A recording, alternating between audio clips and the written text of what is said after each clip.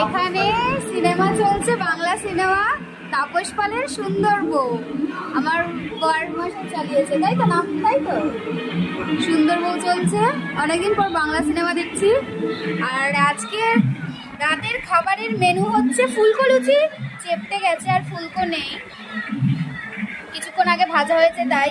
আর সাথে রয়েছে লাল লাল ঝাল ঝাল কষা কষা আলুর দম। এই হচ্ছে রাতের আমাদের আজকে মেনু। অনেকদিন পর খাচ্ছি এরকম লাল আর ঝাল আর কষানো আলুর দম। বরমশাই করেছে।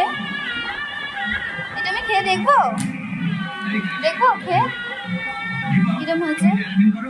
উফ, আর এরকম মুভি চলছে, সাথে আবার লুচি আলুর দম।